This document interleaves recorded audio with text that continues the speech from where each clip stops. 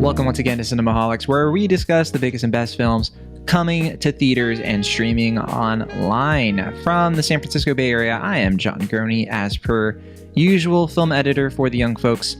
And from Pittsburgh, Pennsylvania, he is a writer at Collider.com, and he's also the world's least successful detective. It's Will Ashton. I didn't know I had such an honorary distinction, but thanks, John. Thanks for putting my business out there, Honorary? I guess. Honorary, I said least successful. It's not really an honor. I mean, it's an infamous honor, I guess. You can, it's better to be the best or the worst, I guess, as opposed to mediocre. So as long as you don't seek vengeance against me. Sure. We're talking about The Batman on this week's show, along with a couple other films that we saw at Sundance that are hitting limited release after Yang and Fresh. We're going to get to those later. But yeah, The Batman's the big movie of the week. It's been, crushing the box office. Biggest box office haul, I think, of the pandemic. Am I right about that? Or one of them. It didn't beat Spider-Man, right? I'd have to look it up, but yeah, maybe it came close at least. So it's grossed over $269 million, which is pretty wild. Although this says here that it's the fourth highest grossing film of 2022 already, like in just a week. So that's pretty wild. Fourth highest. What were the other ones before it?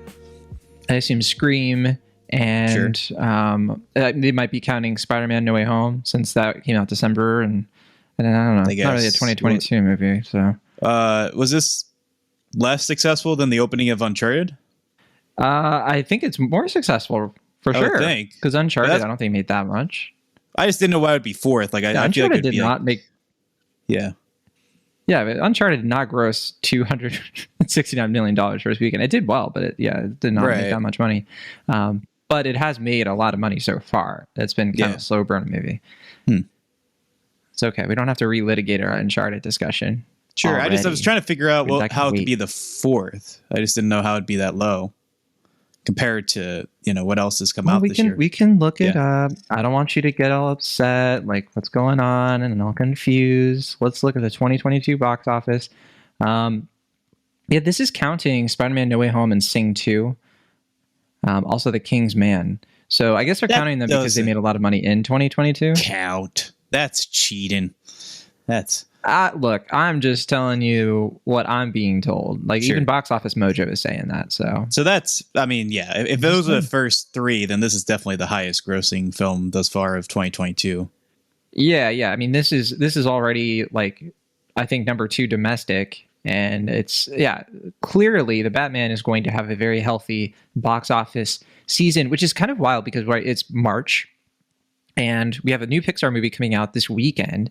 Now, we're recording this a bit late because, Will, you weren't able to see the Batman until a little bit later. So we're coming in this discussion after, the first wave of takes. Everybody's kind of come in with their Batman takes, and they've had their fun. But it's time for John and Will to do cleanup. We're on damage control right now. But we're hot on the heels of a Pixar movie that's not going to be in theaters. And I know we're going to talk about Turning Red next week and everything, but I just want to get this off my chest, Will Ashton. Why didn't they just come out with Turning Red in theaters? With Batman and Spider-Man and Scream, Uncharted, people are going to the movies. Disney really miscalculated here. Or do you agree? I would say so, but look, I don't know what their logic is. It does seem like they're going off of Encanto's success on Disney Plus versus its theatrical run, but that came out in November or whatever. And it hit Disney Plus over the Christmas time season when people were home. So I don't know. I don't know what the numbers work for Soul or for Luca compared to what it would have been projected to do in theaters. But I don't know. It is. I think everyone was understandably upset when it got dumped onto streaming earlier this year or last year. I was upset. Yeah. My little Pixar theory is that I think. They want to put these originals. That's for the first time ever. That I think that they want to put these originals on Disney Plus because they do pretty well. I don't think they do amazing. I think they do well, and they're just we want this to look good for financial reasons. We don't want to take a loss on these original projects by putting them into theaters. We don't want to spend a ton of marketing money on them, which is dumb because it's I think it's counterproductive. I think that they're sort of saying like, well, we're gonna create franchises for them like through Disney Plus. So like maybe the sequel to Luca, which is not gonna happen. But you know what I mean? Yeah. It's like they're just gonna save the franchise stuff for theaters because the the numbers are telling them that's what's gonna take off. I mean, what's grossing right now? The Scream franchise, the Uncharted franchise, Spider-Man and Batman. So yeah, I mean it does seem distressing that is their business operations. I blame that mainly on like their CEO's line of thinking, being a like theme park guy who's terrible, by the way. Yeah, he's not great. We haven't talked about Bob Chapek. He is an atrocious, like I'm not a big fan of most CEOs, but this guy's really pushing like the list. Yeah. He's done some bad things so far. I never thought I'd miss Bob Iger. Like, sure. Honestly, it's kind of weird, but I mean, yeah. Maybe we'll devote a whole episode someday to the. I don't know if we should do that, but yeah. I mean, I'll just say that. Yeah, I mean, I just think Disney. I mean, they also are doing something similar with the 20th Century Fox. Like, I think they're only putting a handful of those movies coming up into theaters. The rest are just making streaming exclusives. So it does seem like you're right that they just they have a very narrow window of what they deem theater worthy. And it's basically anything that they can get like a 200 million plus profit off of. And it's just dirty capitalism, baby. That's just dirty consumerism business. And I'm not a big fan of it, but that's their business operation. Yeah, I mean, no one's under the delusion that Disney is in this for art's sake or anything. Yeah. It's just been the case for a very long time. Right. Well, yeah, I mean, yeah, sure. But I mean, it's just, yeah. Yeah. And people who were like, you guys are supposed to be talking about the Batman. You're supposed to be talking about Fresh and After Game. Well, Fresh is Searchlight, which is Disney. Mm-hmm. So we were getting there eventually. And they were dropping that on Hulu, no theatrical. Yeah. I think it might be getting like... No, actually, no, I think they just dropped that one on Hulu. After Game, I think, got a limited theatrical, if I'm not mistaken. Right. Yeah. So, I mean, I know After Gang was primarily Showtime, but they did give it a limited theatrical run. I think the same deal they did with The Humans. But Fresh, they announced even before it premiered at Sundance, it was going to go straight to Hulu. So, yeah. Yeah, that's right. So let's talk about the Batman. Now, the Batman is the latest Batman movie. It's been a while since we had a movie that was just about Batman. In fact, it's been, I was thinking about this. First time we've gotten a solo Batman movie where it's like the first like time appearance of that Batman, like new actor, new universe, whatever. We haven't gotten something like that since like Batman Begins in 2005, Christopher Nolan's launch of the Dark Knight trilogy. And we have a new Batman here played by Robert Pattinson. And we have really kind of a reboot of the Batman franchise. We did have Ben Affleck playing the Batman character a couple years after The Dark Knight Rises in 2012. He came in with Batman versus Superman, though. And the Ben Affleck Batman was always part of like the shared universe thing. It was like the DCEU. And I remember one of the first things we talked about on Cinemaholics back in 2017 was when Matt Reeves took over the Batman project. They were going to be making a Batman movie with Ben Affleck starring and directing. And according to Affleck in the years after, he was kind of like, yeah, we were going to do something that was going to be like Batman as like James Bond was kind of the angle that they were going to go for. It was going to be more suave and slick. It was definitely going to match a little bit more to like the CrossFit kind of Batman we saw in BVS and Justice League, and most recently Zack Snyder's Justice League. But Ben Affleck, for reasons that became pretty apparent eventually, he really had to stop doing the Batman character. It was not working out. And Matt Reeves took over the project, and it was unclear for a while too, like, okay, is he going to do like a new, Batman act? Like, is there going to be a new Batman? Is he going to be doing with Ben Affleck? We weren't totally sure, even when we were talking about this in 2017. And it took a while for this movie to come out because Matt Reeves, the director, was still finishing up War for the Planet of the Apes when all this was going on. And then we kind of had the whole pandemic thing happen, which kind of delayed this movie like several times. I mean, I think it was initially going to be coming out last June, and it got pushed to this month. And here it is now.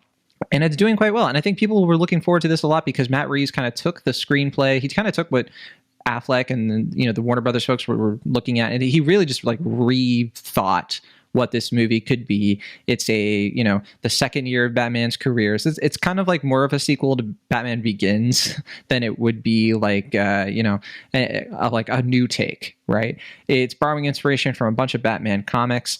Before we talk about any of that Batman stuff, though, well, I want to get your read. Like, where are you at with Batman, cinematically at this point? I forget, actually, like, because we haven't really talked about Batman that much on the show. I guess not. But have you watched the show, the animated series? No, I haven't watched Where you that. at? I haven't seen the animated series. I have seen Mask of the Phantasm. But I mean, mostly it comes from the cinematic portrayals prior to this film. I have read a little bit of the comics leading into this. I know that this one, if not exclusively, was at least partially based on the Long Halloween. Certainly they pay homage to that at the beginning of the film. And yeah, I mean, I'm familiar with like kind of like Long Halloween and the sequel Dark Victory, but also Year One and Ego, and there are a lot of stuff like percolating.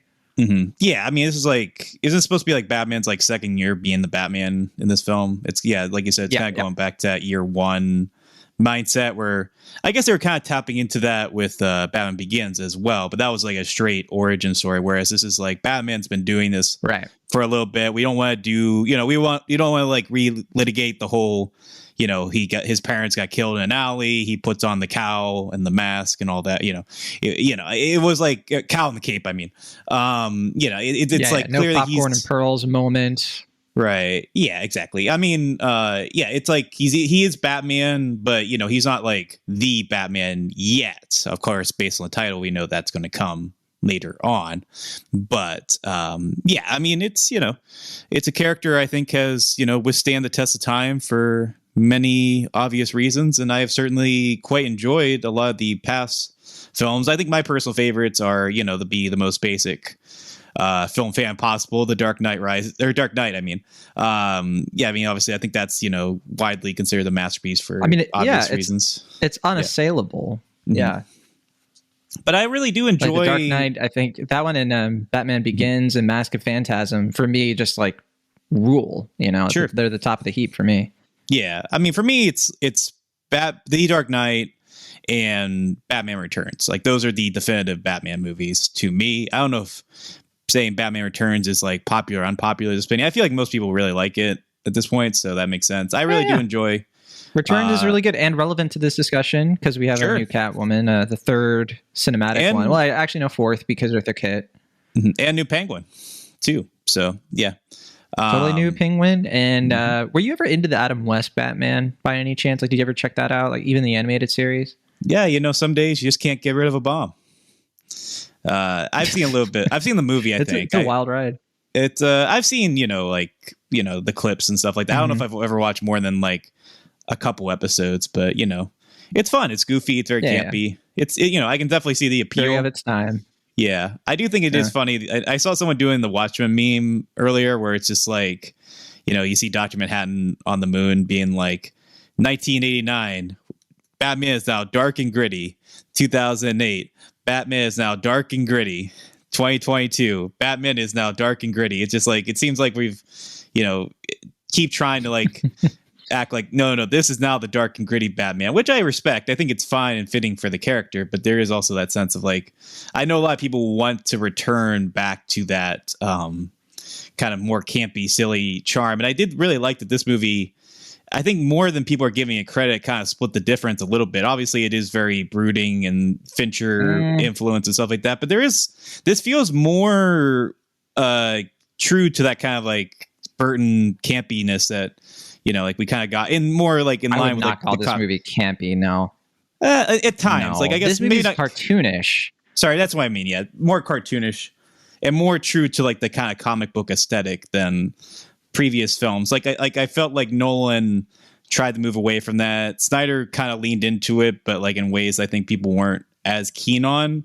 And this one is just kind of like, it's clearly a little bit Burton and a little bit of Nolan, but it's mostly taking influence from Fincher, but also, having the Millar influence as well there. So, I think it's borrowing from a lot of different creative influences, which is pretty typical, I think, of Matt Reeves' style, but he's also super confident as a studio hire. And I think he tends to really produce some solid, if not always exceptional stuff. I don't want to undersell, how Batman has had so many various iterations over the years. I have seen a lot of Batman stuff. I played the many Batman games, the Arkham Asylum games, which I think also play a pretty heavy influence. Oh yeah, because in terms of like the way that Gotham is drawn, the way that like the Riddler and these villains are sort of like Catwoman, especially, like a lot of this stuff reminds quite a bit. Yeah, I mean, even though I haven't really played that game, I have seen clips from that, and I felt like all the scenes with Batman and Catwoman just like on the roof talking were very similar to those scenes in Arkham Asylum. Just like the way that they kind of pal around. Well, they won't. They could. Yeah, they should. Right. Yeah. Exactly. Yeah, I love me some Bat and the Cat. I mean, and I have to say, like with Dark Knight Rises, where we got like our first like modern Catwoman, post Michelle Pfeiffer, and I don't think the Anne Hathaway Catwoman was very effective at all. Like I disagree. have no. I have to rewatch the Dark Knight Rises. Yeah, really, because like when I think back on that movie, I just don't think of her as Catwoman. I just think of her as like supporting actress Anne Hathaway, who just kind of is a bit of a stinker sometimes. I don't know. I thought Maggie Gyllenhaal, the Marion Cotillard, I thought she had a bigger impression on me than Anne Hathaway. Do you hate me for this take? I don't know. I am a lot softer on The Dark Knight Rises than I think other people are. I recognize a lot of the flaws. It definitely gets kind of stupid by the end, but I do think by I know because sure. Okay. I'm being generous a little, but I do think, I just admire the grandness, the grandiosity of it. I guess it's just very appealing to me. And obviously it wasn't going to be The Dark Knight, but both times I've seen the film, because obviously I saw it when it came out, I really liked it, and I was like, maybe I just was like really caught up in the enthusiasm of it. But I rewatched it for the Bacon and Eggs podcast. That was a few years back, but I remember they asked me to be on their show, and I rewatched it. I was like, man, I'm going to be really bummed if I rewatch this. All my enthusiasm deflates, but I still really liked it when I watched it then. So I'm like, yeah, I just really like this movie. It's just I really enjoy it, and I think Anne Hathaway, to dismiss what you're saying, is really one of the standouts of that film. I just don't think it's a good Catwoman. You know what? I'm totally overlooking Halle Berry's Catwoman, which does kind of reset the curve. Can you blame me for leaving her out? I guess, but yeah, because that's not even like a real DC like created thing. Like they really just sort of they barely got away with doing Catwoman, like the name of it in that movie. It's so obviously like not supposed to be connected to Batman and at all. You brought up the Adam West Batman, but I think outside of Michelle Pfeiffer, probably one of the most iconic Catwomans was Eartha Kitt. And just what she brought to that role. She was really doing her own thing with it. Yeah. Well, we're going to talk about this new Catwoman. We're going to talk about all the new characters here. But yeah, I just wanted to get that out of the way because Batman has a lot of baggage. I don't know, but I think that it's nice that we can still kind of get new updated takes on it. I think Batman and Spider-Man, since we kind of were comparing them box office wise, it's still interesting to compare them, as sort of like the two heavyweights of Marvel and DC in terms of like film wise. They do really well in box office. I mean, people really love Batman. They really love Spider-Man. I think arguably the two most successful comic book characters on the big screen. And so there's a reason why they keep going back to this well. And I think that, it's almost like Warner Brothers has been sort of experimenting with how to do a Batman on the big screen, kind of like taking pieces of different things and being like, okay, well, what the Nolan movies got really well was like Bruce Wayne. They really got that stuff.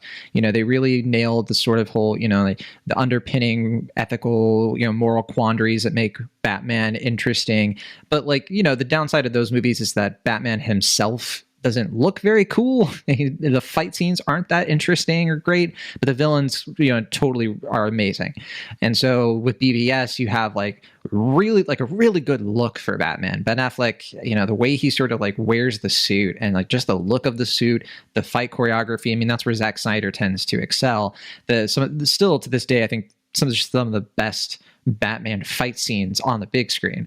This movie is kind of trying to do a bit of both. I don't think it's doing either thing better than those movies, but it is kind of interesting that it's doing both of those things well.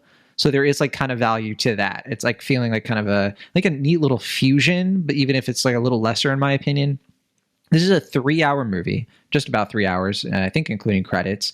And the story of it is that Batman is, we kind of alluded to the comics that inspired it. It's very similar to Long Halloween, as you already brought up, in terms of, it doesn't take place over the course of one night, but it is Batman sort of like following a series of serial killings that, not done by the Holiday Killer like in those comics or the Hangman, but the Riddler. So the Riddler is kind of the takeover, kind of like a Zodiac killer, leaving ciphers and everything like that, which is kind of interesting because I actually don't remember if Riddler was created as a character before or after the actual Zodiac killer. The Zodiac killer is like 60s and 70s. I think Riddler it was like the 50s, 60s, but I'd have to look up on the comic Vine or something like that to get that straight. But I don't think the more like modern iteration of Riddler, where he is more sort of like a, killer who like leaves down these bizarre ciphers and everything, I'm pretty sure that's post Zodiac killer. But anyway, clearly that's what Matt Reeves is going for.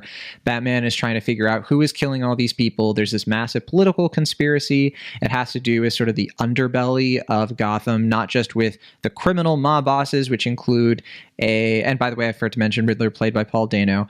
Some of these mob bosses include John Turturro, who plays Carmine Falcone, that's how you say it.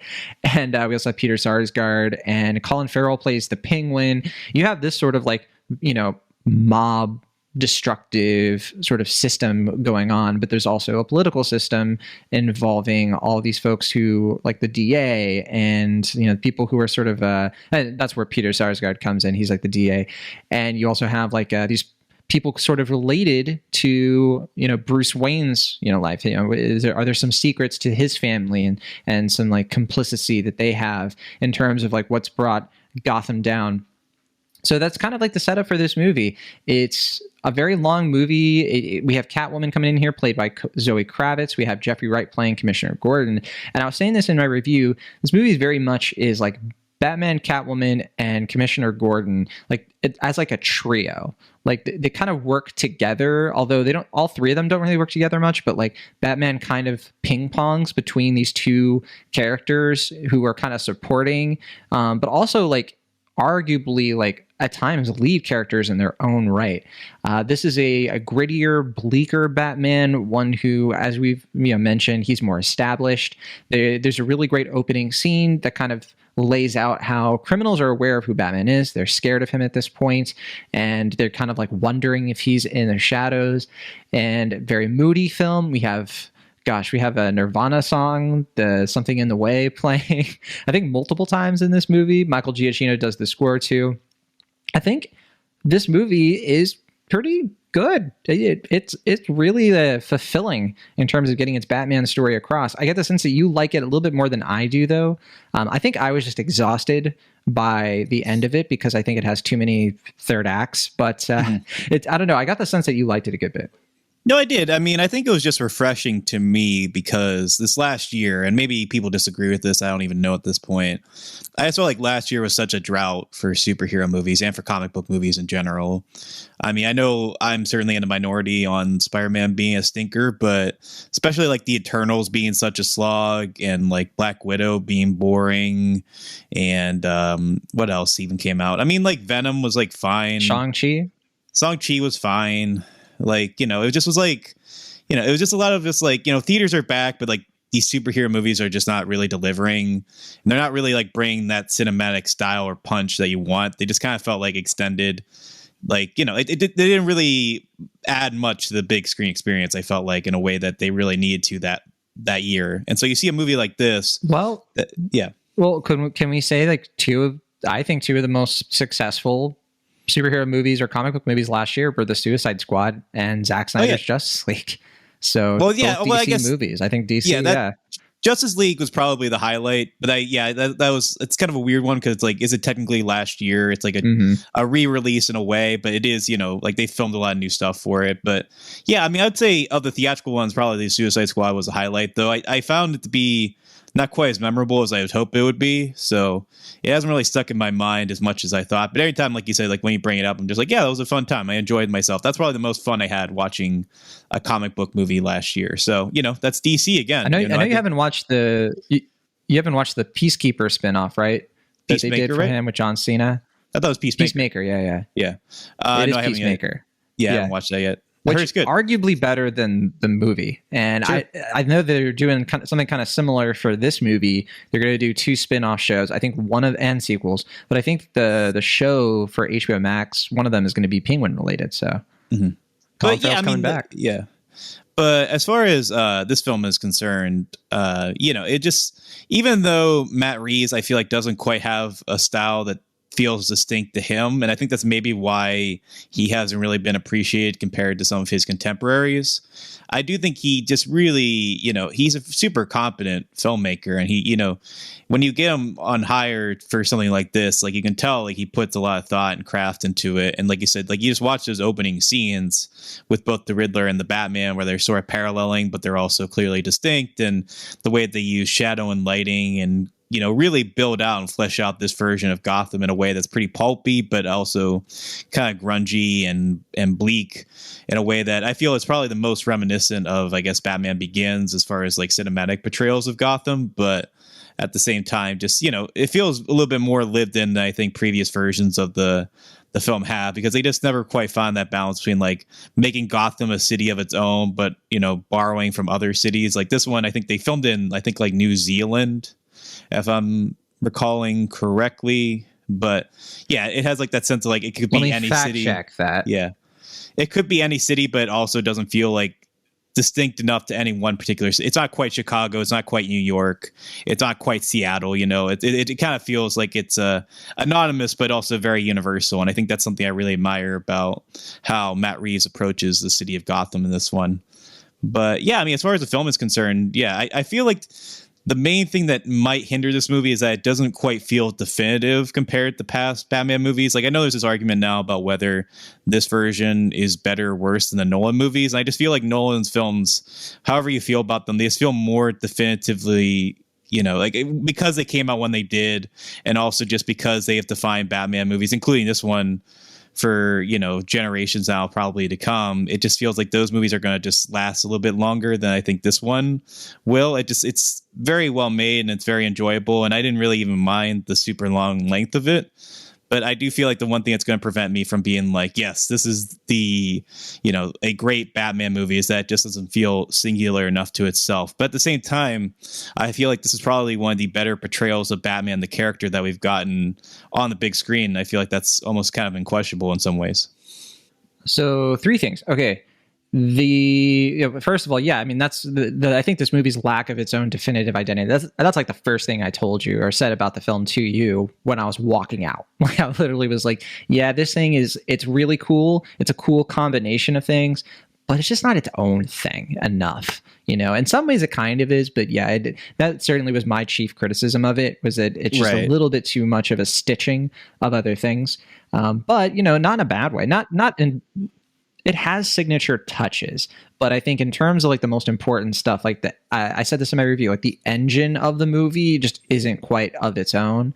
And I'll explain that more in a sec, I guess. But sure. Also fact check this. The movie was filmed in London and kind of around the UK. So I don't see anything here about New Zealand.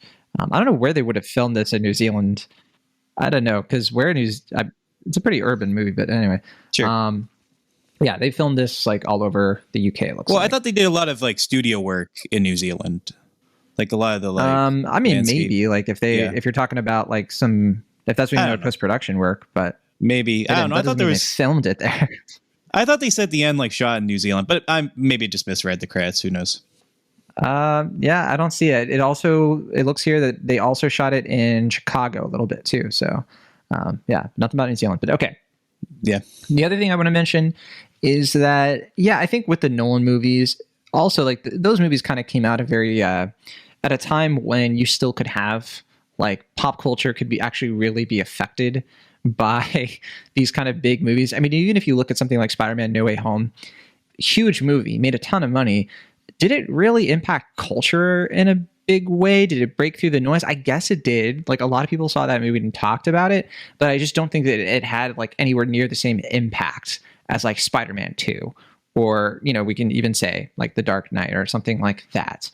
Maybe because it's not as good as those movies, sure, but I just think that there is like a higher mountain to climb for movies to have like this sort of, like we were even talking about in Encanto, sort of like surprisingly having a longer pop culture shelf life than we were expecting, if only because that song just sort of miraculously like made it to the #1 billboards, and we were like, oh, I guess people watched Encanto now, so now it's sort of like a big movie kind of. It's really hard to judge these things these days.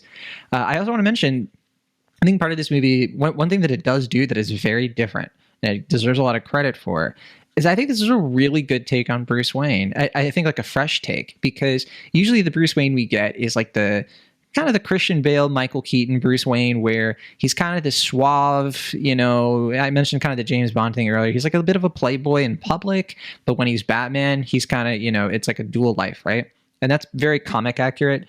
I think what's interesting about this movie is that, well, it's sort of more of the journey of how he gets to become a little bit more like that, but it's showing him as a recluse. It's showing him actually like wrestling and dealing with his trauma in ways that are not admirable, which I actually found really bold. He's literally like caving himself in his big mansion there.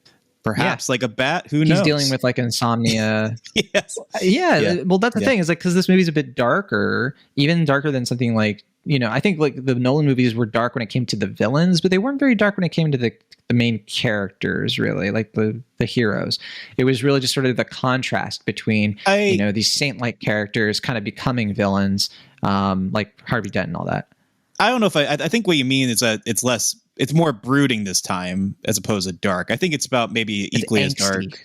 Sure, yeah, I feel it's about equally as dark as something like The Dark Knight, but it just has like more of like a brooding. Well, I don't think Bruce Wayne in The Dark Knight gets that dark though. He's not like depressed or moody. Like I'm talking about more of like Bruce Wayne himself sort of being a bit unhinged.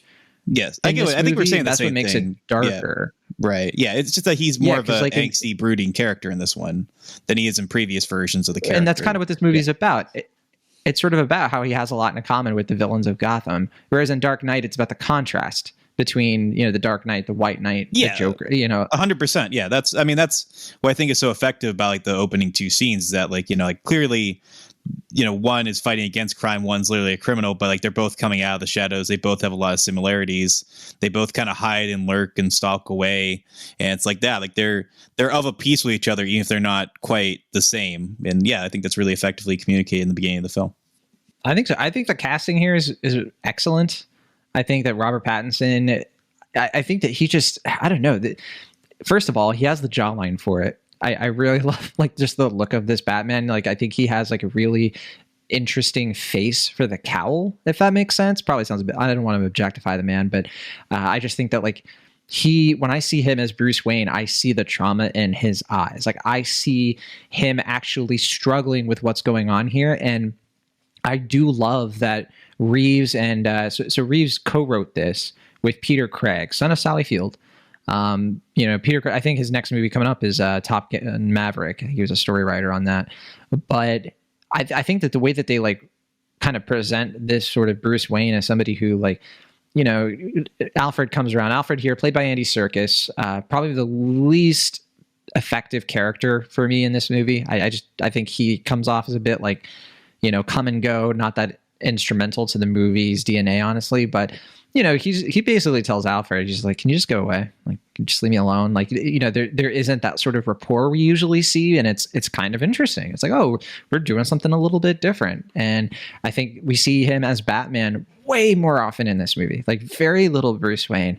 And here comes my biggest praise for this film. And I know, Will, I have complained so many times to you, not about Batman movies doing this, but about how people react to Batman movies. When people watch Batman movies, they always have to bring up like, finally, a movie that understands that Batman is the world's greatest detective. And I'm like, can we please just, I don't care. Like, he's a detective in some of the comics. Okay, yeah, Detective Comics. Sometimes people call him the world's greatest detective. He's not.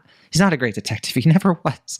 He's just sort of like, there are not that many Batman mysteries outside of the comics, and that's okay. Like, I don't know. I just think people get so hung up on that, and like he'll do like, there'll be like one scene where he like figures out that a bullet came from this gun, and people are like, oh my gosh, he's being a detective. I can't believe it. And I'm like, oh my, he's Batman. Like, calm down. Now, this movie, at the same time, does do this sort of thing where he is like a detective. He's actually trying to solve kind of a mystery. It's not like a full-on mystery. Like, they know the Riddler's doing it, okay, but like there is more sort of like a political conspiracy thing. It's a conspiracist movie.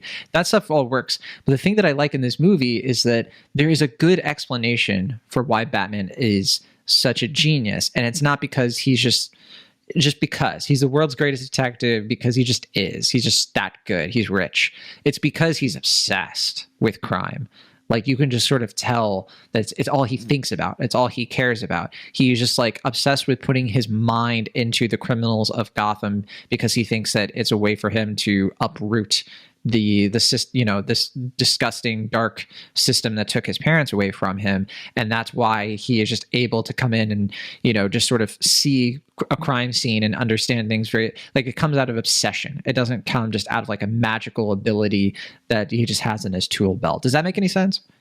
Yeah, I mean, it's also this kind of sense that he feels like he's owed something, that like society hasn't really given him what he's due, and that kind of feeds into some certain ideologies that have become more prevalent in certain male-related groups. I think that's fair to say of late. Are you referring to like the QAnon stuff or the? Sure, yeah, well, QAnon absolutely, but like kind of like this Proud Boy also mentality and stuff like that. I think that kind of feeds into this, and certainly it's like a big influence of this film. But Sure thing. I mean. Yeah, sure. But yeah, I mean, as far as like, I think Paul Dano, I agree that like, I think the villains have always been one of the standouts of the Batman movies. Obviously, Heath Ledger's Joker is, probably the most iconic performance that's come out of any comic book movie, arguably. But yeah, I mean, also like, Jack Nicholson's portrayal of the Joker, even I think Tom Hardy's Bane has become a little bit more prevalent than people give him credit. And then also, like we mentioned, like Michelle Pfeiffer in Batman Returns, he's such an iconic character as well. And I think this movie recognizes that, and I think the villains themselves often get time to shine primarily because they hire a lot of great character actors to play them. I really was impressed by Paul Dano's performance and how he was able to make the character seem more distinct and more differentiated from something that what Jim Carrey did in Batman Forever.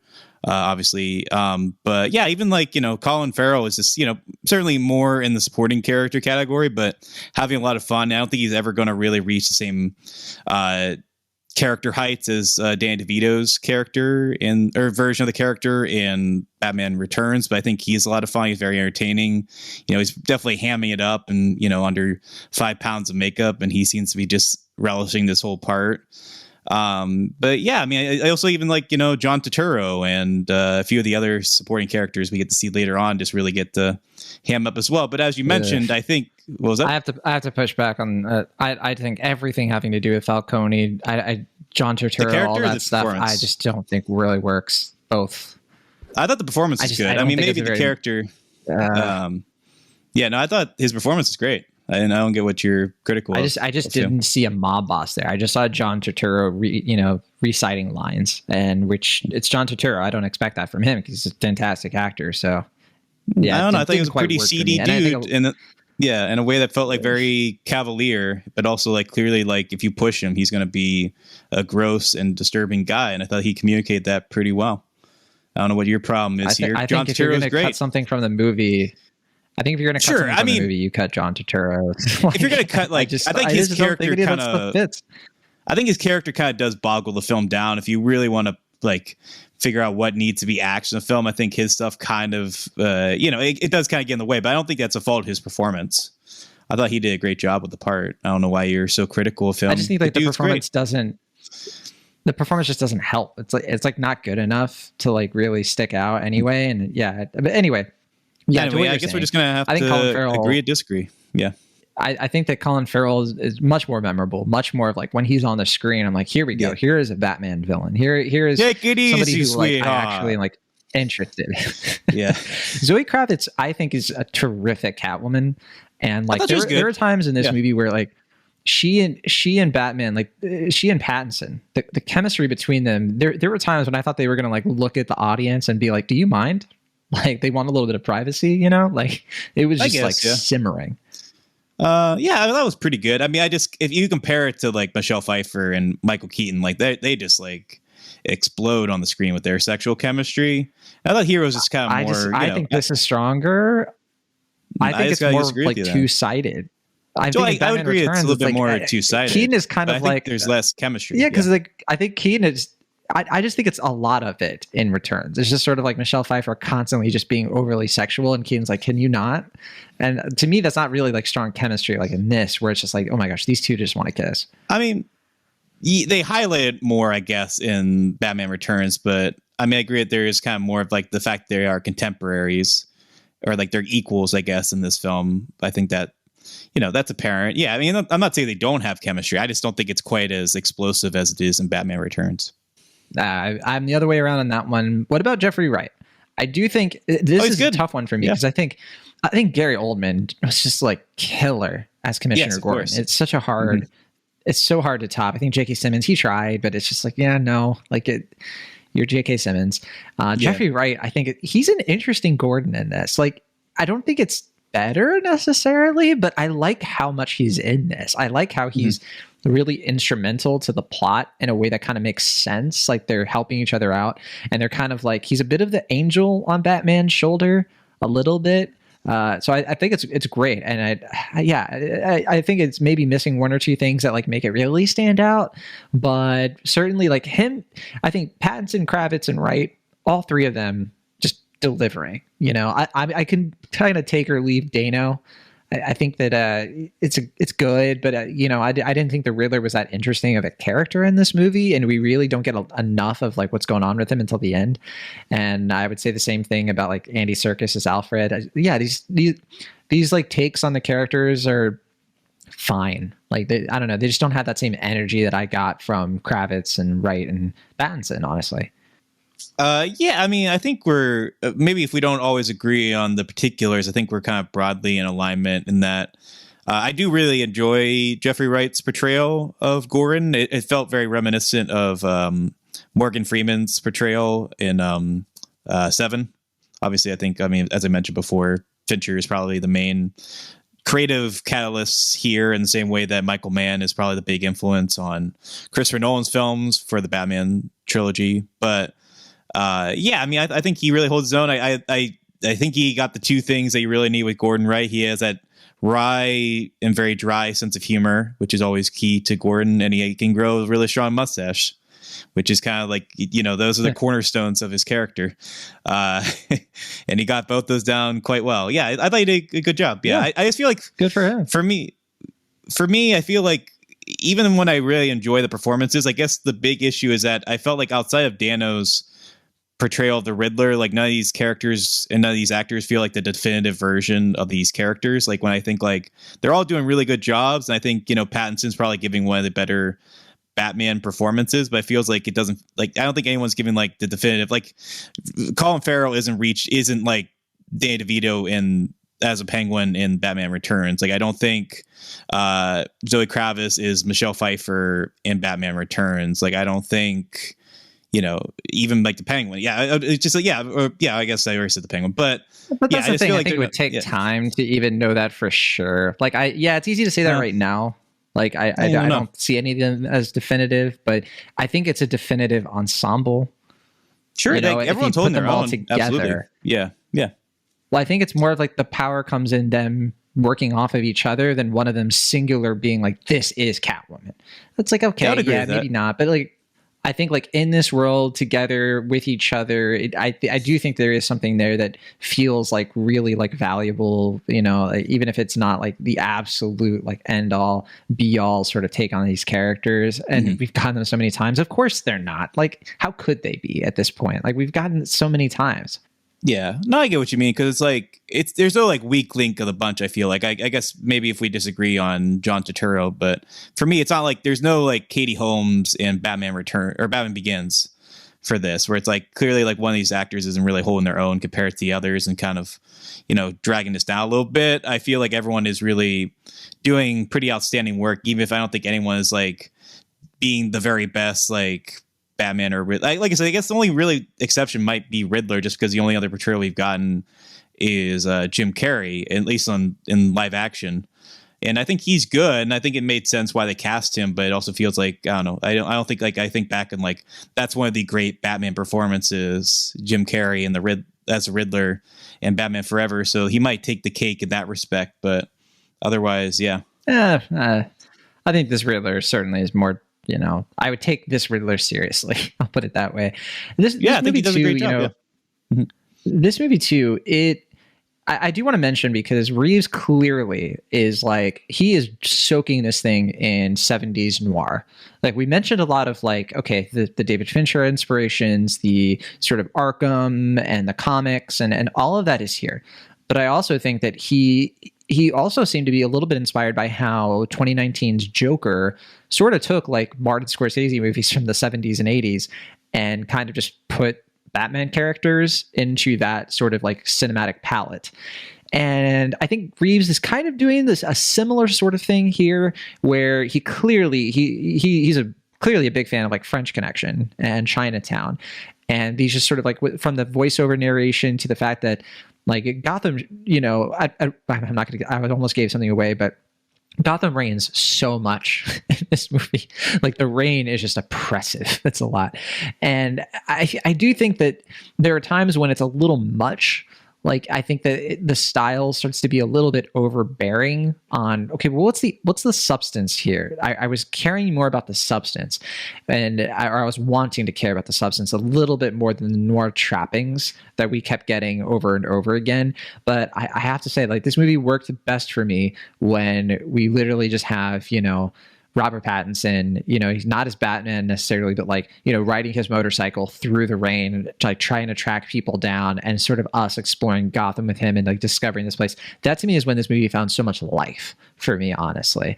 But you know, it certainly, by the time we get to the end of it, and this is my chief criticism of the film, it just goes on, and I just don't think the ending really lands. Like I think like where we see kind of where this thing goes, like there is a scene, you know, toward the end involving two motorcycles. I do think is solid and everything, but like in terms of like the climax, like there are multiple climaxes and there's certain things that characters do. And, you know, there's some iconography and imagery that happens. And it just, you know, to me, it felt like, yeah, the movie lost steam a little bit. And I was like, okay, I don't really, maybe I'd have to see the movie again to sort of get what Reeves and Craig were really going for here, like what they were trying to say beyond the obvious. But yeah, that for me is why this is not the Batman movie. It's just sort of like a Batman movie that I liked.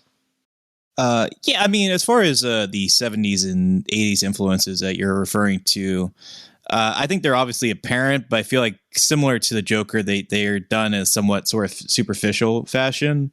For me, like I said, like I feel like the 90s and 2000 influences were more what this movie was ultimately really drawing on. Obviously, like I said, with Fincher taking from Seven and Zodiac, but also obviously clearly borrowing a lot from Saw and obviously The Dark Knight itself. It just felt like they were really taking those influences more than like the 70s, like the idea, the mindset of a 70s noir thriller. And like you said, Chinatown being a big influence, but in the sense that like, yeah, like we kind of just want to take that mindset and apply it to these characters, which I certainly admire more than, you know, them doing something without this much style and this much thought put into this character or these genres. So right. I certainly applaud it, but I just feel like it didn't really like reach those levels because I didn't feel like those elements were really seeped super deep into the film. It just kind of felt like we're cribbing those stylistic choices into these comic book characters. But yeah, like exactly. You said, like I feel like, yeah.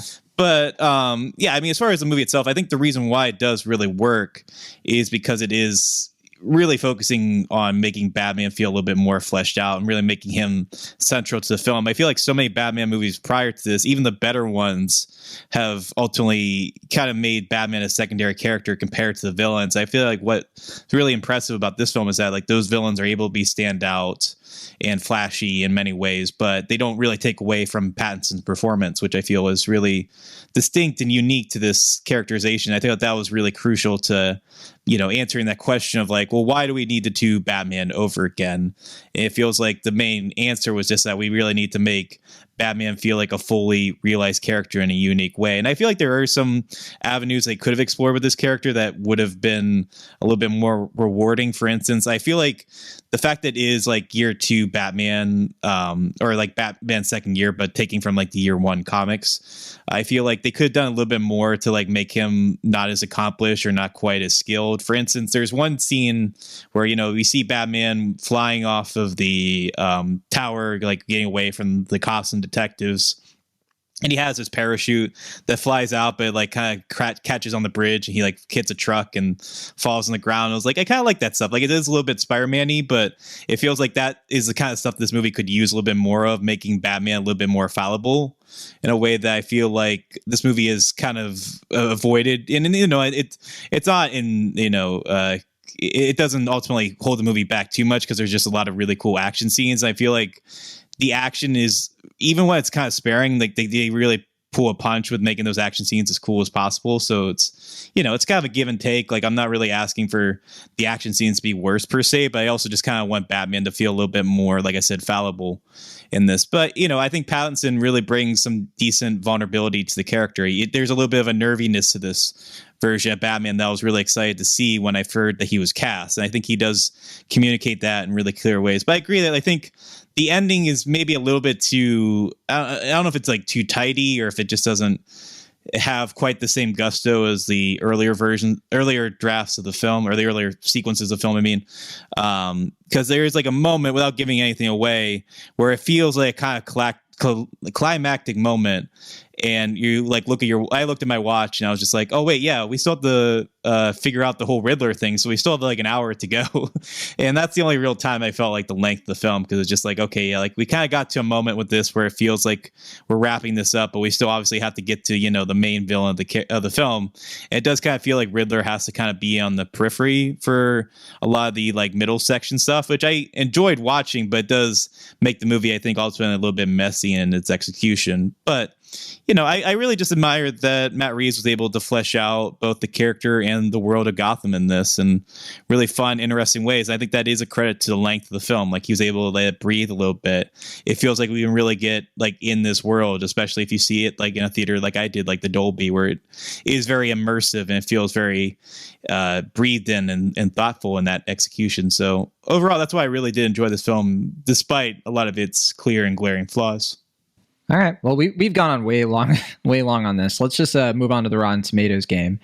And I do think that, I think we can kind of assume that it's a Batman movie. A lot of people saw it. We have 399 reviews counted on Rotten Tomatoes. Everybody reviewed this thing. I think when the embargo went up, like so many reviews dropped at the same time. That's just how it goes with these superhero movies. Everybody knows the clicks are going to come if you do a review, I guess. But yeah, so what do you think the Rotten Tomato score is for this one, Will? What's your big guess? 89%? 86%. And it's pretty big at this point. I don't see it moving very much at all from here, the day we record this. But yeah, 86%. Certified fresh.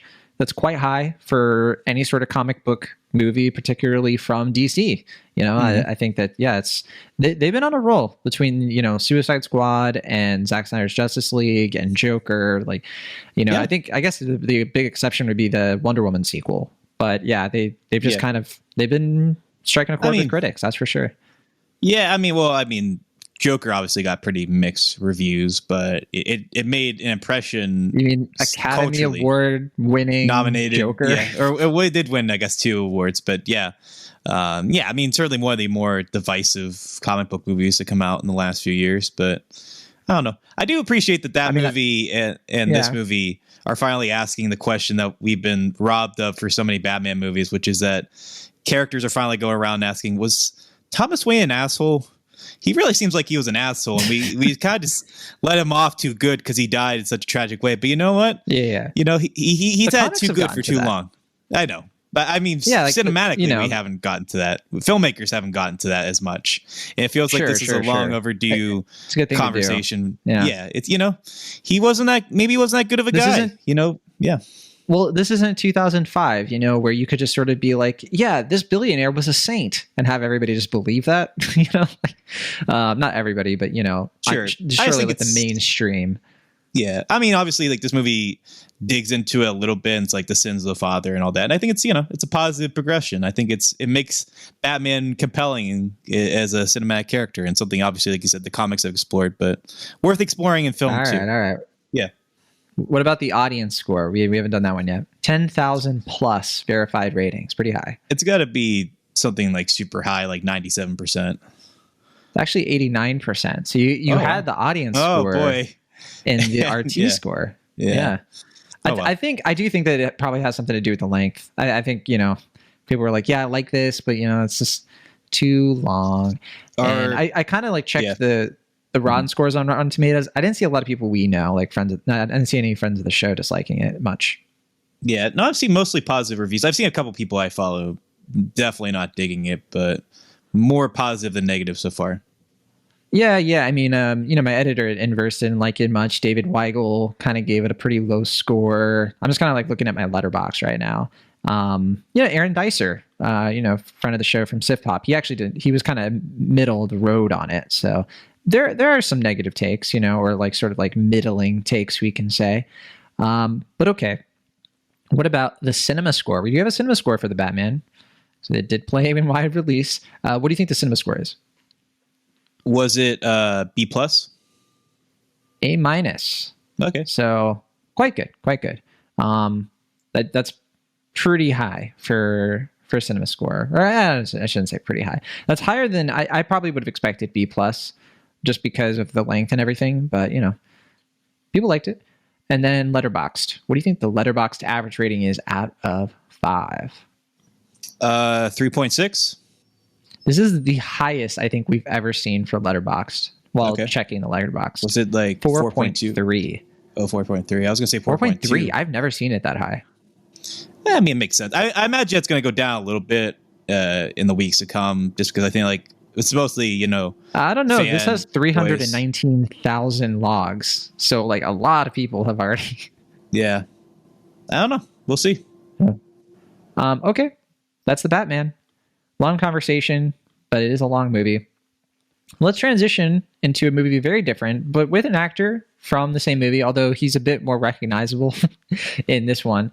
After Yang, this is the latest film from Kogonada. Kogonada made a film called Columbus several years ago, which I think we talked about briefly on Cinemaholics. It starred Haley Lou Richardson, who's also in this movie After Yang, and it also starred oh gosh, who else was in Columbus? It was John Cho, wasn't it?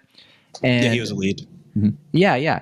Columbus, just a terrific, sublime movie, and I didn't even know this movie was coming until Sundance. You know, it was sort of like, oh, After Yang. Like literally, we had a whole thing where I didn't plan to see After Yang because I thought this was like about like a documentary about Andrew Yang, the politician dude. And I was like, I don't care about who cares. And I think it was you or somebody was just like, no, John, this is Kogonada's latest film. Right. I was like, wait, what? I heard about it when panicking. it was at Cannes, like the film festival. It got a big response there, and so that's when Cannes. my You can also say Con. You say cans. I say con, and then you get mad at me, and then I say cans, and you get mad at me. I don't know I'm what giving you want a little bit anymore. more flexibility because it is can, but like if you want to say con, you know, I'm just I gonna don't say wanna- con. If you're gonna sometimes yell at people me say it that way. about this any more times, I'm just gonna say however I want. I do remember friend of the show Emma Sasek from Next Best Picture. She says con, but Yes, it's like it kind of. She's also from I think she's like doing more the European pronunciation. Like if you're doing it like with an accent, it's yeah, probably more like con. con but cinema. It con. They say can. Anyway, this is an A24 film. Yes. And yeah, so this movie stars Colin Farrell, Jodie Turner-Smith, Justin H. Min, Malia Emma, and I don't know how to pronounce her name correctly, but I think it's Jean Drawija. It's very difficult for me to pronounce, so I do apologize. She plays the young kid in this, and as I mentioned before, Haley Lou Richardson.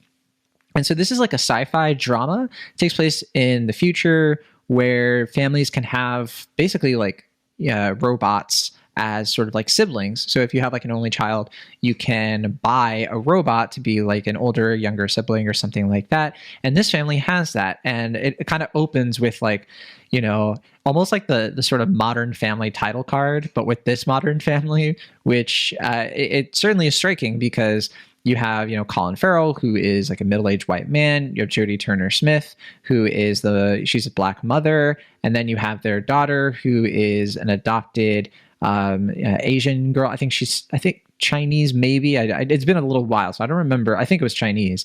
And then they have a robot, you know, man who looks Chinese, but as a robot. And that's just like, oh, this is the future, you know, like it's kind of, you know, establishing that this is definitely one of those movies. Like it reminded me a bit of Claire Denis' High Life, like her vision of the future. There have been a lot of sci-fi movies like this where, you know, like maybe Annihilation to some extent too. It's kind of merging the tech with like plant life. There's a lot of vegetation. There's a lot of, you know, it's kind of like Blade Runner, but it's taking way more sort of, you know, just showing that like the future isn't all tech and chrome, basically. And the story here is that the sibling, played by Justin H. Min, the robot, he breaks down, and it looks like it's a very serious issue. You know, it's not like just like dropping your phone and replacing a new one. They can't seem to repair him, and this is very difficult on the young girl because her name is Mika, and she is extremely distraught about this because she has such a strong connection to the robot whose name is Yang, hence after Yang, and so she's dealing with this. And then Colin Farrell's character Jake, he's trying to find a way to repair this robot, and along the way, he starts to discover that maybe there was something going on with Yang. Like Yang had sort of like this life that he had no idea about. And we kind of just go on this sort of like existential journey with these characters grappling with the loss of this robotic sibling.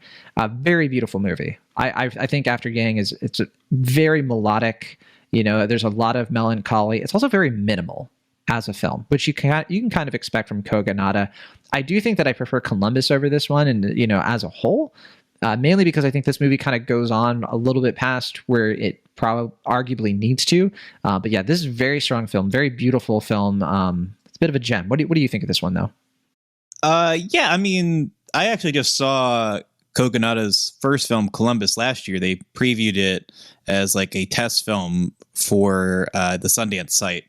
And that was my first way of seeing it. And I was really taken by it as well. I mean, I don't think I was quite as moved by it as some folks were when it had initially premiered, but I could definitely see why Kogonada, you know, having also proven himself as a film video essayist and an editor and as a film critic prior to this, like he clearly has, you know, such a deep love for thoughtful, nuance cinema. And I think I would actually prefer this movie over Columbus because it feels like a proper extension from what I want from a filmmaker's sophomore film.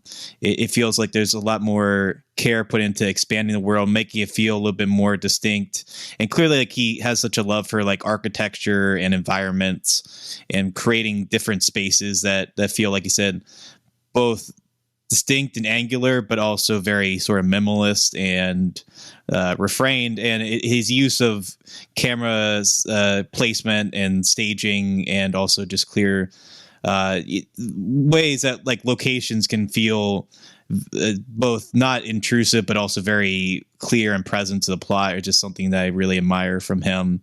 But with this one, I feel like the characters were a little bit more distinct and well-rounded. I definitely felt like there was a lot more a distinction, I guess, between like where he was taking these characters and where he was taking them. Maybe I just need to see Columbus again, but yeah, I felt it was a proper and true extension of his craft, and I feel like this was maybe, if not the best film, certainly one of the best films that we saw at Sundance this year. It's quite good. And I think one of the secret ingredients, and not a secret ingredient really, I think it's the title character. I think my favorite moments in this movie come from Justin H. Min's performance. And he clearly has the most interesting character here, I think, where we have him just sort of like having through memories too. Like we don't engage with him much in the film sort of like real time, like the present day. We experience a lot of him through other people's perspectives, but it's a unique movie in sort of discovering a character not through their eyes but through other people's eyes. It's just really terrific writing. And I think, you kind of mentioned Kogonada's bona fides. I think one of the reasons this movie and Columbus in particular feel just so complete as films, it's just because like he's directing them, he's writing them, and he's editing them. And that's something that I think he clearly like has it just reminds me of somebody who's just well crafting something from scratch, just putting it all together themselves. It's just like, it's so funny. We're talking about this right after the Batman, and I'm not hating on Matt Reeves at all. But I just think it's a totally different filmmaking approach. It's not better. It's not inherently like, oh, you always have to make movies this way. But I do love the way that like a director can make a film completely differently from somebody else, have one of the same actors, but it has this sort of like artisanal sort of like, craftsmanship here going on that I just really enjoy. If I had one issue with the movie, I kind of touched on it a bit. It is a little bit of the pacing. I do think that the structure of this thing kind of gets away. Like I know I was praising the editing, but I do think there are some scenes I think Kogonada maybe was a little bit too precious with, because they're good scenes. They're very thoughtful. And I think that there might have been some that, kind of overstay their welcome a little bit. But it's not a huge criticism, because I think even with all of this put together, there's just so much humanity and family, and there's just something so sincere about this movie that, yeah, I was certainly arrested by it. And I'm still in jail. I'm living rent free in this movie's prison. But yeah, I quite liked it a bit. What do you think though? I mean, I know there were some other criticisms floating around with this movie. I think some people were just kind of saying like, yeah, it's a bit slow. Another way to say that they didn't love the pacing of this. But what do you think of that? Yeah, the pacing of it didn't quite bother me as much, because it's deliberately meant to be a very meditative and melancholy sort of film. Though, to your point about it being kind of precious about the scenes and the way that they kind of draw out, that's why I'm kind of curious to know what the version of the film was at Cannes or Cons, or wherever we're going to pronounce it now, because I guess apparently the original version of the film was a little bit more like that, maybe even a little bit more lethargic, and I guess they kind of tightened it up a little bit, and I'm curious to know what the differences are. But really, I didn't mind it that much. Think, if I can step in, I think the director people were kind of comparing it unfavorably to was like, it feels a little bit too much like David Lowery. But I think that was something I saw coming out of Cannes. Yeah. Okay. Yeah, I mean, I didn't really get that vibe. The only thing I'd say as far as like the pacing of it is that I do kind of wish it had some of the more kind of quirky goofiness that we saw on the opening title cards with the dance sequence. Like I kind of felt like they had a little bit more opportunities to lean into like the goofiness of it, and they ultimately stayed away from that and the interest of making it kind of more like subdued and a little bit more tonally a piece. And I don't know, I think that some of those weird little touches would have made it a little bit more distinctive, I guess. And I think that might be one reason why this movie hasn't stuck with me as much as I hoped it would have after seeing it from Sundance. Because when it ended, I was like, that's clearly like the best film I saw here. But as the weeks have gone by, it hasn't really like wrestled with me as much as I was hoping it would. But at the same time, like when I do think back on it, just like that was like a nice warm blanket of a film. And then when we reviewed Swan Song, the Mahershala Ali movie, that was another film that like clearly is a sci-fi film, but it's meant to be a little bit more character focused and a little bit more like more grounded. Yeah, grounded, minimalist. And it felt like that worked fine, but didn't quite capture what I wanted from a film like this. And having seen After Yang shortly thereafter, it was like, okay, it's not so much that like I think that movie's doing poorly. I just couldn't really communicate. Like I felt like this was like what I wanted from that type of film, that type of vibe. It felt like Kogonada had just clearly captured that a little bit better. And I'm not to say that, Benjamin Cleary isn't accomplished. That was clearly his first film, but it just felt like this had captured that mood and vibe with, like you said, a little bit more style, a little bit more nuance and depth. I think ultimately was found in Swan Song. But at the same time, yes, I really just appreciate what this movie has to say about the depths of humanity and the way that the life can be fairly cyclical. And there's obviously something very sad and melancholy about it, but there's obviously a lot of great beauty that comes from that. At the same time, we just kind of have to hold on to those, because that's really what we have to value, is just like the what we take from people, even if they're not even fully human. And that's just it's a very soft, lyrical, sweet film in that way. And I think that it captures that very sweetly and very distinctly, and something that makes me very excited to see where Coconut is going to go next to the filmmaker. I would agree with that. I think that he is, with this movie more so than his last, he is clearly like somebody who loves like Tarkovsky, and I was definitely thinking of Solaris while watching this quite a bit. And more than Blade Runner, I think, there's an easy way to kind of come in this and be like, all right, we have the whole Blade Runner thing. We have the whole idea of like, are these androids? And like, there's even a little bit of play with like, who's real, who's human and all of that. I think that's where this movie is at its least interesting. I think it's at its most interesting when it's kind of getting into the Solaris mode, where, I don't know, there was just something kind of light about this movie, like almost sort of like a sense of humor, like a very dry sense of humor, but nonetheless. It's not treating everything so bleak. And I think that's why I enjoyed it. And I had a moment in this film too, where I was kind of like, this feels like, I was thinking about the artist Mitski, who I love her music. And I was kind of like, this is like this feels like a Mitski song of a movie. And then they literally played a song by Mitski in the movie. And I was like, okay, like clearly Coconut is like, I don't know, it feels very deliberate, I guess.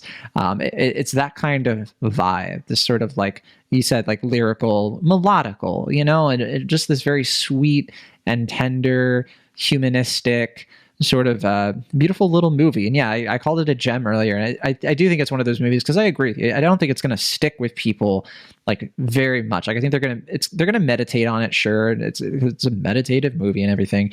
But and I think that its atmosphere, it's very cozy, it's very calming. But I do think that it's a gem in the sense that, like when you look back on it, you're just going to have like that memory of like, that was a really sweet movie. It may not be one that you like immediately think of all the time. I had forgotten about it, and I wasn't even, thinking we were going to talk about it anytime soon. But here it is. A24 dropping a lot of their movies this month for the whole year, which is kind of strange, but another conversation. And I don't think that they expect much from this movie beyond like critical, love and stuff like that. Like it's clearly not going to be like it's an art house film. We know what the deal is with art house films, right? So in that sense, I think it's a good one. But all right, I think we both said everything we want to say, right? Do you have anything else before we go right to the Rotten Tomatoes game? I would agree that like it is definitely like a primo art house movie, but that's why I just find it so disappointing that A24 made the effort to just basically dump it onto Showtime and gave it a very limited theatrical run. It's the same issue that they gave with The Humans. I know it's like some deal they have with Showtime, and that's fine. I mean, like I get that, it's part of what their deal is, but it was just frustrating to me that they just basically saw this movie's theatrical life, in more than half. Like they just didn't even, I don't even know how many theaters they even went to, probably less than 10. And it's just, felt like this really could have been some coastal ones, New York, LA. Yeah. And I don't know. I just felt like this would have been such a great theatrical experience to really get like immersed in it in such a profound and meaningful way. And it just felt like A24, a company that, prided itself on being like, we're going to take movies that don't often go outside the art house and we're going to give them wide and big releases. Like they didn't even put this in art house theaters. And I don't know, just felt like a great shame to me. Yeah, I'm only seeing it in one theater anywhere near here, and it's 31 miles away. It's not even in San Francisco. It's in Albany, California. I don't even know what that is. But it's like a landmark theater. Yeah, this feels like such a San Francisco type film too, which is, that's surprising. I wonder. Right. Well, you know what? I'm going to double check. I mean, maybe it is playing in San Francisco, just not showing up. Because that is weird. Like there are a few theaters there that I was absolutely expected in. Maybe it's coming though. I don't know. We won't know for sure. I mean, the only Yeah. San Francisco theater that I know about is the Roxy, and it seems like it would have made a good theater experience there based on what you've told me about it. So It's I don't think it would play at the Roxy. The Roxy is a bit more of a specialty theater. I think it would be playing more at the Landmark in Barcadero. Like Okay. that tends to have a lot of these kinds of A24 movies. That's where I've seen a lot of films Okay. like from A24, you know, like fair. and hey, David, I saw Ghost Story there and stuff like that. But okay, let's play the Rotten Tomatoes game after Yang. And I forgot to say the runtime, an hour, 41 minutes, pretty typical. Sure. Now, what do you think this the RT score is going to be? We have 155 reviews counted. Good number. A lot of them, I'm sure, coming out of Cannes and Sundance. But yeah, what do you think the score is? 94? 87%. Okay. Yeah, it's a little bit lower. Yeah, different from last time where you were a little bit too high. This one, you're a little bit too low. Or wait. You mix it up. Scratch it, No, reverse other it. way around. Other way around. Quote Willy Wonka, No, because actually, no, I have that wrong. Batman, you were higher, but it was lower. Same thing with this one. Never mind. Yeah, there you go. Yeah, I said that. Yeah, there aren't a lot of rotten reviews. There was only one from the critic that I recognize, like a friend of the show, May Abdelbaki. She didn't like this movie as much. She did her review, I think, for Screen Rant. But yeah, most people in our little circle, they seem to like this one. Audience score though, 50 plus ratings. What do you think? 72%.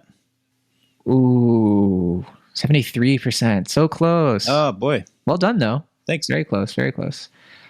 Yeah, I'm kind of peeking a little bit of like on my letterbox too to see if there's anybody who was pretty low on it, and I'm not really seeing. I mean, I'm seeing Corey Everett, who used to write for the playlist. He made it a game, Cinephile, that we played on the show once. Oh, yeah. You weren't there for that though. That was not. He was kind of low on it, but that's it. I'm not seeing anything below 3.5 stars from the rest of my letterbox people I follow on Letterbox. So that's cool. What's the letterbox score? All right. 3.8? Yeah, well, time to guess. So your guess is 3.8. It's 4.0. Oh, wow. Okay. We're on quite a roll so far. 2 pretty fresh movies across the board. Yeah. I doubt this has a cinema score. I was going to say. I'll double check. No cinema score. But yeah, that's after Yang. And after Yang, what do we talk about next? Are we talking about... Speaking of movies that are fresh. Fresh, yeah. Yeah, fresh. It's a new black comedy thriller directed by Mimi Cave. Her first film. It was written by Lauren Kahn. Are you familiar at all with Mimi Cave? I'm not as familiar myself. I'm looking up her stuff right now. Did she do like music videos and stuff before this? I don't know. I'm don't kind know. of looking her up right now, and I'm just seeing short films. Something called I'm Happy, I Promise from 2019. She made something called Vessel, another short film. That one's from 2015. And then Now Not Yet in Fluorescence, which looks like a 26-minute kind of musical documentary. So yeah, maybe music videos and stuff like that. So that's Mimi Cave. It says here she is Chicago-based. You're right. Yeah, she created music videos for artists such as Sleigh Bells and Vance Joy. I mean, So, this I like Vance Joy. film, it's not, this isn't like the detriment of it. It did feel very much like a film that a music video director would make. In some ways Really? good, some ways bad. Yeah, I feel so. Okay. It's very flashy. We'll It's get to that in a very- second. Yeah. Well, first, what is this movie? Fresh. This is another movie that we saw at Sundance, and it is. Oh boy, was it a midnight selection at Sundance? Yeah, because I saw like I want to say there- that if not midnight, like midnight adjacent. it was the first movie I saw at Sundance proper, and it was midnight for them because I remember like I had to see it after work at like 2 a.m. or something crazy like that. So I felt kind of delirious by the end of it, and I think that was just because of my lack of sleep. But yeah, I mean, I think it added to my enjoyment. That's probably why they put it as a midnight selection. Sure. So we kind of mentioned this earlier in the show, actually, but Searchlight Pictures, which is under Disney, they actually acquired the film right before the festival. So yeah, as you already mentioned, this is kind of always destined to be dropped on Hulu, and here it is now. And so this movie stars Sebastian Stan. He's the big recognizable name, of course, big actor, because of the Marvel movies especially. But we've seen him in some things, I think, the last few years, last year, 2 years actually, that have been, I think, have overshadowed for me that sort of baggage. I know people liked him in like I, Tonya and all that, but and I don't think people are loving Pam and Tommy. But Monday was really a lovely movie. I really liked Monday. Like that. Yeah. That was a movie that I was like, man, this guy has got something going on. I would agree. I wouldn't call it lovely, but I agree that I think that movie didn't get its full due. Okay, yeah. I thought he was terrific in that film. Pretty sick. Yeah, I don't know. Yeah. I get what you're saying. I think your heart's in the right place. I don't know if the words are quite collaborating with you for this one, but yeah. Got to bring the thesaurus out or something. Right. But yeah, no, I think I really enjoyed him in I, Tonya. I, Tonya is a movie I love, but I thought he was really terrific in it. I also thought Margot Robbie was great in that as well. Yeah, I feel like good that. Movie.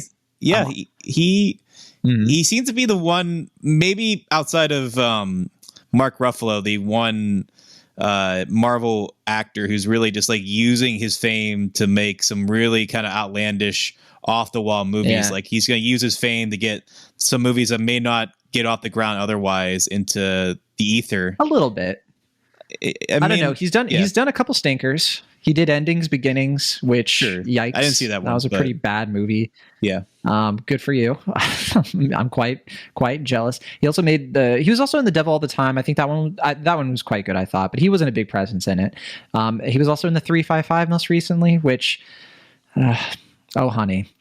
His next film was called Sharper, which it's kind of like a thriller. I hope that is kind of more in this vein with like Fresh and Monday. Those two movies that I think are really, I don't know, they're movies that I think understand that this guy is kind of terrifying and he has like a chaos energy that is really like enwrapping. But anyway, this movie also stars Daisy Edgar Jones, who I'm more familiar with than you, I believe, because she played one of the main characters in a show that is extremely important to me and friend of the show, Julia Tatey. It's one that we still talk about, even though it came out a while ago.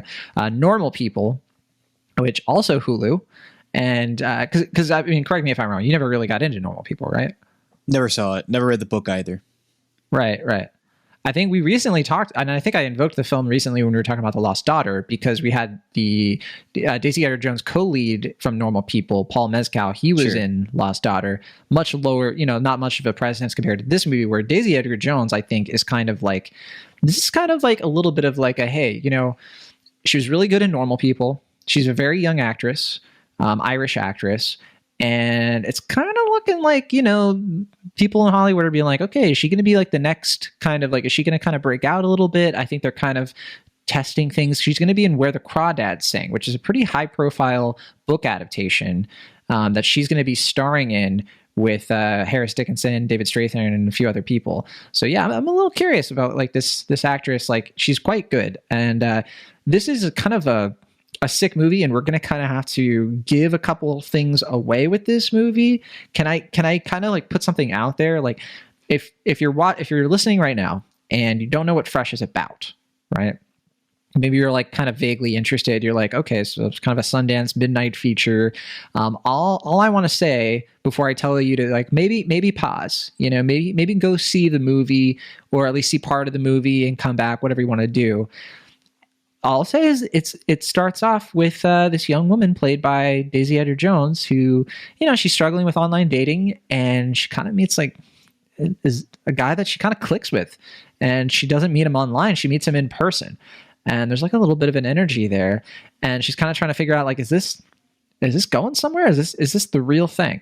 That's all I'm going to say before I tell you if you're interested in this movie, and maybe we can give our stamp of approvals early. I know you wrote the review for Cinemaholics. I like this movie quite a bit. I don't think it's amazing. I don't think it's like fantastic, but it was definitely one of the Sundance films that I remember quite well, and I enjoyed quite thoroughly in a kind of not an ironic way, but in a kind of almost a guilty pleasure way, but not really. But what about you? I enjoyed it. Yeah. I mean, I think I saw someone on Letterboxd I follow, or someone who I follow, liked the review that said something that felt very true to me, which is that it's the type of film that feels like it's made for the first festival audience that sees it. And I think that's kind of true. Like it's the type of film where it's like, it has such an explosive premise. And if you go into it fairly cold and you don't really know what to expect, it's probably the most rewarding way to see it, because you're just like, whoa, like where it's going to go from here. Right. It's going to get very goofy. That's why I want to preserve it. Right. But I think, I don't think it's like a film that really lasts, I guess, in that respect.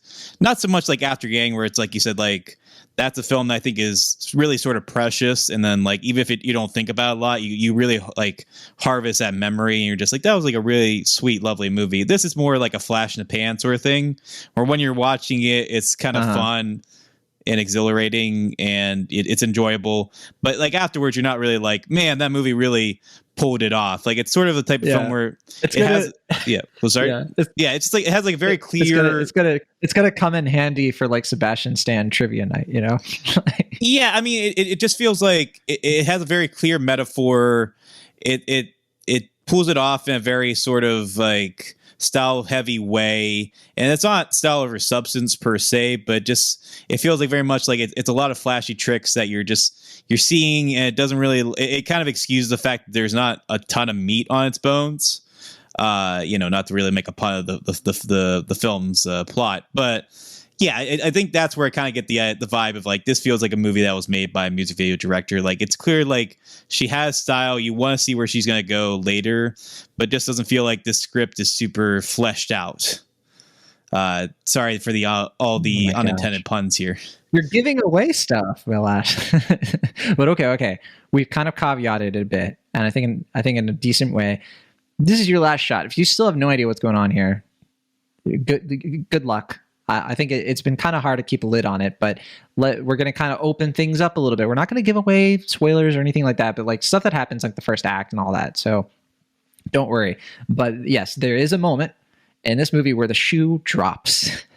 And, obviously, like, Cave and the screenwriter, they're clearly building up to something here. They're clearly being like, okay, there's something uneasy going on in this romantic drama where it's like, our main character, she just wants to find love. And here's this guy, but, is it going to work out? He's a bit mysterious. But, like, within the context of Sundance and it's a midnight selection, we kind of know something's going to go wrong. Like, it's not like a big surprise, sure. And yes, we do get to that point. And for me, I don't know about you, Will, I kind of knew this was going to be, and I'll just say it, it's a cannibal movie. And I knew that already. I feel like people were kind of surprised by it, but like the synopsis I did read, and the synopsis isn't that coy about it, right? Like, sure. It says like, oh, the guy has some like appetites or whatever, and like, okay, so it's a cannibal. It's called Fresh, right? Is that going to be what it is? I didn't read about it going into it, but I remember when they announced that it was going to Hulu, I was talking about a friend like, hey, like, he's really into horror films, and I was like, hey, here's some like horror movies that you might want to keep on your radar that I'm seeing. And I mentioned Fresh, and he was like, oh, I think I heard something about that. Is that the cannibal movie? And I was like, I don't know. But then like when he mentioned that, and I kind of heard like what I had vaguely heard about the film, I was like, oh, that makes a lot of sense. It's probably a cannibal movie then. And then sure enough, I think probably the highlight of the movie is that 30-minute needle drop where like you see the title card, and it's just like, that's probably like the high of the film, where it's just like you see that and it's like, is this movie going to be like amazing? And after that, I think it never quite like falters. Like, the third act isn't great, but it never quite falters. But it doesn't really quite reach that height. Like, once you get to that moment, it's just like, it's obviously like dropping that title card like 30 minutes into the movie. That's such a bold thing to do. And if you can pull that off, like, that's like, all right, like, I'm seated. I'm going to see where this is going to. What was that? I think she does pull it off. What? I'm going to say, I think this movie wins out. Because I get what you're saying. For me, it doesn't falter. I agree, it doesn't falter. But like, I think where it comes through for me is that just, I love these performances.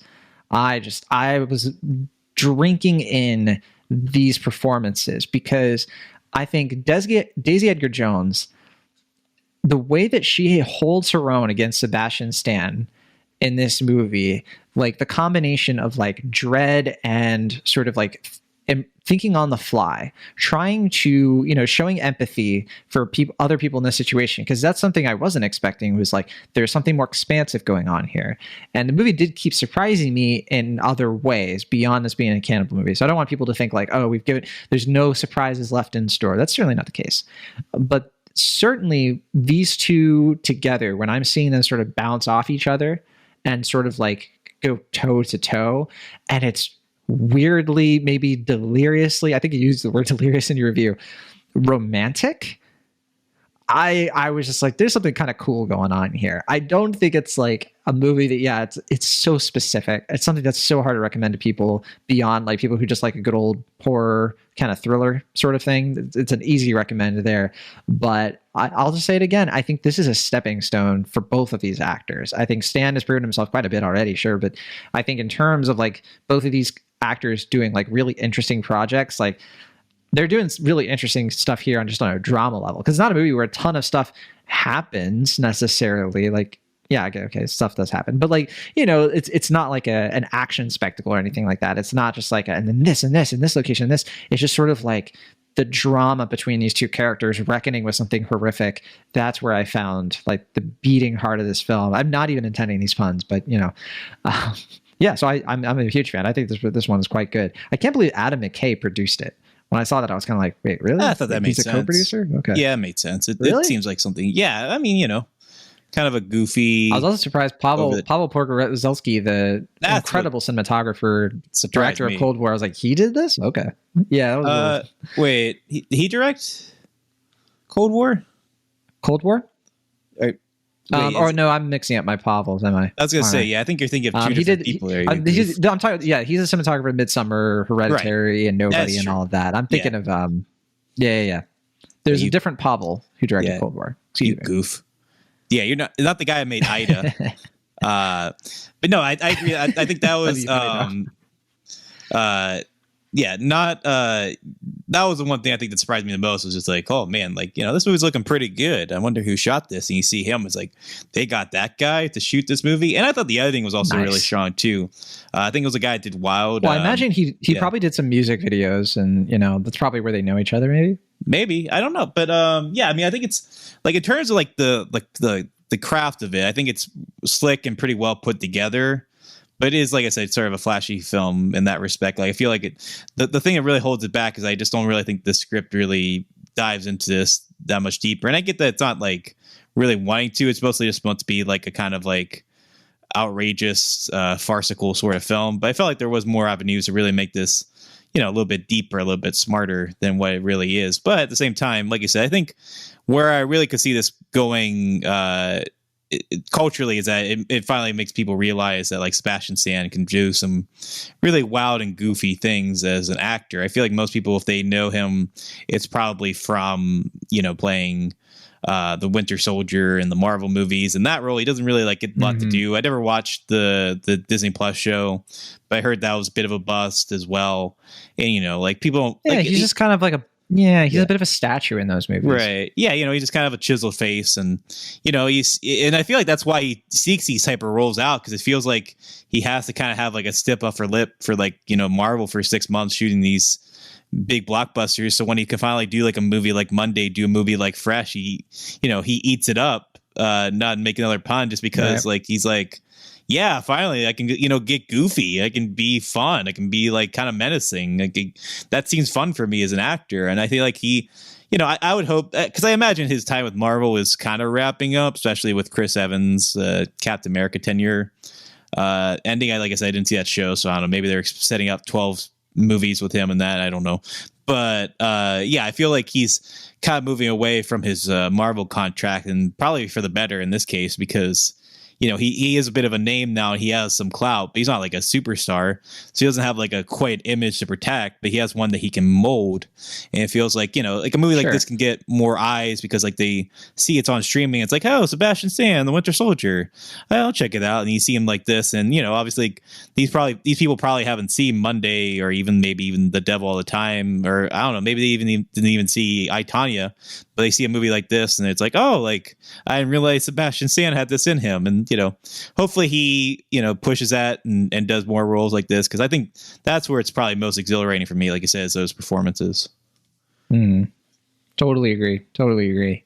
And I think like if he does keep doing some Marvel stuff, it's going to be in the periphery. It's going to be like little bit roles, you know, like maybe he'll show up in like another Falcon Winter Soldier show or something, you know, like nothing.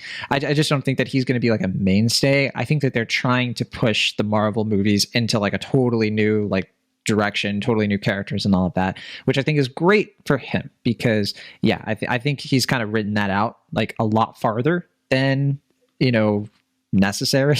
I don't know if necessary is the right word, but like as anybody probably wants. I agree with you completely. I think that yeah, his more interesting work is ahead of him, and this is just like a nice little like yeah, like a proof. Another like proving ground for him to show that like yeah, this guy's got something awesome going on. I remember I saw somebody's review, I think around when Sundance happened, they were just like, man, Sebastian Stan is doing a mean Army Hammer impersonation. It's really great. So I know I am curious about where you land on Daisy Edgar Jones because I'm certainly like quite happy with, you know, I was really looking forward to how she was going to be able to, you know, do this. Like, is she going to sort of like, you know, go beyond normal people, which normal people is a very like, you know, it's not a guilty pleasure, but it's kind of like a romantic kind of soothing, very like low stakes, but you know, not emotionally, kind of show. And she's very interesting in it. And I was like, okay, is she going to transition well to, I guess not the big screen, but to like this kind of streaming movie? And I think so. I think she's kind of low key terrific in this, and she's very young. I think she's certainly like well, you know, certainly like well prepared for more roles like this. But where did you land on her? Yeah, I mean, I don't like, unlike Sebastian Stan, I can't really compare her work in this to her previous work because I haven't seen Normal People and I'm not quite sure what she has done before this. But as far as just her performance in this film, I thought she was able to channel it really well. I think she's kind of like the emotional anchor of the film because she, you know, obviously is like our eyes looking in. She's like the stable, you know, rational minded person watching all of this insanity unfold, and she plays that part well. But I mean, you know, I'd be more curious to see what she does next. Like, I don't feel like this is a defining role for her, but it does feel like a great, like you said, sort of stepping stone for her. So I can respect that. Now, there are a few friends of the show who didn't like it as much. You know, I was kind of, I'm getting a little ahead, I guess, but like, you know, I peeked at the letterbox. Most of the ratings I'm seeing are like, you know, like 3 stars, maybe 3.5. You know, Isaac Feldberg gave it 3. Friend of the show, you know, I saw Emma Sasek, who we mentioned earlier. She gave it 3 stars. Few people were lower, like Wen Lei, who I'll hope to have him on Cinemaholics eventually, but great writer for the young folks and plenty of other places. He gave it 2.5 stars, and you know, I was a little sad to see it. I saw Robert Daniels gave it like half a star and just like ripped into this movie. Really did not care for it, and I think. Like, I know his chief criticism was just like, it's all flash, no substance. And I guess you kind of touched a little bit on that criticism, which I certainly agree. Like, I don't think it's like a substantive film necessarily. Like, I don't think it's very deep, I think is what you said. But like, I don't know. To me, it's like, is that the worst thing? You know, isn't it okay for some movies to just sort of be like this? Is this, I don't know if this is camp. Like, it has like a little bit of like a campy vibe at times, but like, I don't know. I just think this movie's goofy. Like, I think it's wild and ridiculous, and yeah, it's pop entertainment. But yeah, I wouldn't call it camp per se. I think it tries to be camp at times, but I don't think it's quite there. Yeah, and I guess that's fine. So I know. I think that's the key is to like go into it just sort of like manage your expectations. You know, I think there's a really good dual performance here, in my opinion. But yeah, you're not going to get like a very like deep, interesting movie. It's the anti After Yang, I suppose. I can't imagine like watching After Yang and this movie back to back. Like, that'd be kind of wild. Imagine watching the Batman, then After Yang, then Fresh. Just, what a cinematic, you know, carousel you're like putting yourself on if you're doing that. But power to you, I guess. That'd be a fun, like the Cinemaholics challenge. It's like a triple feature. It's just like the most chaotic triple feature of all time. But yeah, that's about all I have for Fresh. Any last thoughts on it before we move on to the Rotten Tomatoes game? No, I guess not. Like I said, I mean, the only thing I would really highlight is just the editing, which I was getting ready to compliment, I think, at one point. I thought that was really key to this movie being so sharp and slick, and something that I think really helped, you know, elevate this movie to be a really enjoyable romp. But otherwise, yeah, I think we've kind of covered it.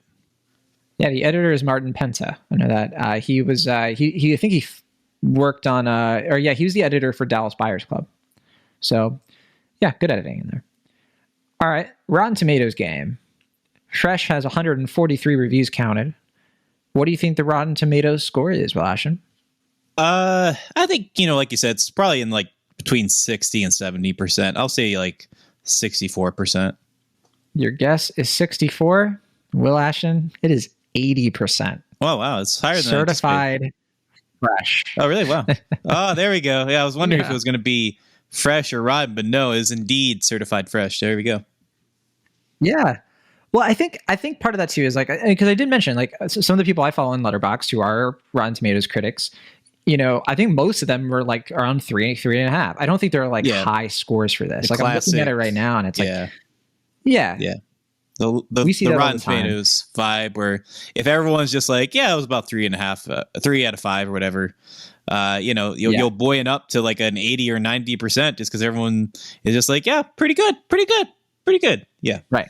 If we were looking at the average rating, I don't know where that would shake out. Maybe we'll find out in a second through Letterboxd. But what do you think the audience score is? Because we have 250 plus ratings. It is on Hulu. So like, there's an audience checking this out. What do you think they think? I think they're going to be lower just because I just imagine a lot of folks are just going to be like, what is this? What's going on here? What are we doing? What's the Winter Soldier doing here? But I don't think a lot of people are going to be, I don't know. I've heard some people be very critical of the movie, but I think most people are going to be like, that's fine. It was an enjoyable streaming watch. So I'll say like 71%. 81%. Oh, wow. It's just 1% higher than the critics. You don't have you don't have your finger on the pulse with Fresh. Yeah, I guess not. I don't know. That's okay. I think that's just this movie. It's just kind of wild. It's kind of out there, isn't it? It's just people are so far liking it, at least the ones on Rotten Tomatoes. But okay, your last chance, your redemption story begins here. What do you think the average rating is on Letterboxd? 3.4. Oh, pretty close. 3.6. Okay. So yeah, it's been a little bit higher every time. You're underestimating Fresh. I don't blame you. I guess I don't know. A lot of people I follow have been more negative than positive on Letterboxd, so I thought it would be a little bit lower. That's interesting. Yeah, definitely not for me. I think mostly average for me, and just a handful of pretty negative reviews. But all right, well, that is Fresh. It is available to watch on Hulu. I definitely recommend giving it a look if you're interested. For next week, we're going to be talking about Turning Red for sure, and I think there might be like one or two other things we talk about that come out, like the Adam Project. If we may talk about that one, but we have a new Pixar coming out. Pretty exciting stuff. We also have South by Southwest coming up, so we're going to be pretty slammed for time. Going to be doing South by Southwest coverage, so keep an eye on all of that. And yeah, that's about all we got, I think, for the show. Thank you for listening, and we'll see you on the next one. From the Internet California, I'm John Negroni. And for the Pennsylvania, I'm Will Ashton. See you next time.